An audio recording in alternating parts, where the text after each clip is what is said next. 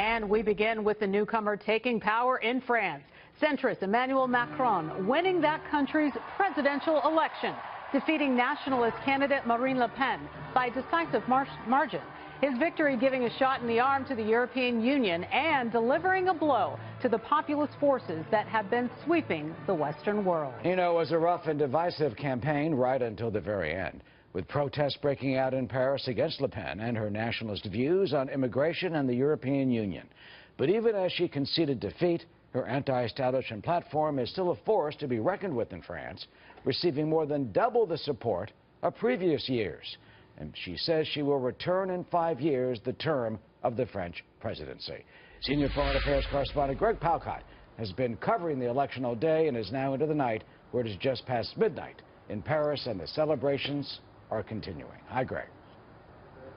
Absolutely, Eric. It was indeed a clear-cut victory for the independent centrist Emmanuel Macron and a defeat for the populist far-right candidate Marine Le Pen. Just a short while ago, we watched a very well-crafted event in front of the Louvre Museum. Macron striding out to cheering crowds at his victory celebrations. With most of the votes now counted, Macron has something like 65% of the votes. Le Pen coming up with 35%. The voters going for this 39-year-old candidate, pro-European Union, pro-NATO, promising a program of reform, however vague. He is, in fact, the youngest president and the first independent president to win power in modern political history here in France. Le Pen's nationalist message played pretty well in certain parts of the country, especially those hard hit by the stagnant economy here.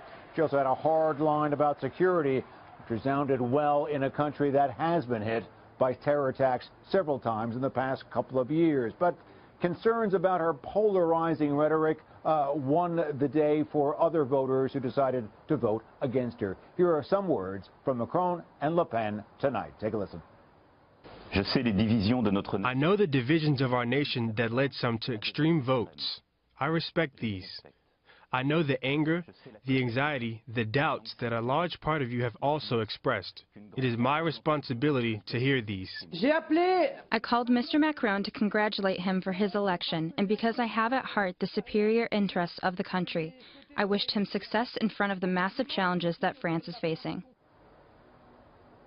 Some pretty conciliatory words on both sides tonight, but there are big divisions here, and they showed up in the voting today. Voter turnout was lower than usual, and also the abstentions were higher. That is, people who brought a blank ballot into the voting station and put it into the ballot box. Remember, the candidates from the two main parties were knocked off in the first round of elections. A lot of people were not happy with these two outsiders. Finally, Eric, President Trump tweeting his congratulations to Emmanuel Macron, saying that he congratulated him for the big victory, and he promised to work with him. Very important. France, a key ally for the United States, both strategically and economically. Macron is going to need all the help he can get. He has a very tough job ahead of him. Back to you. That he does, and we'll be covering the impact of this election and his win throughout the hour.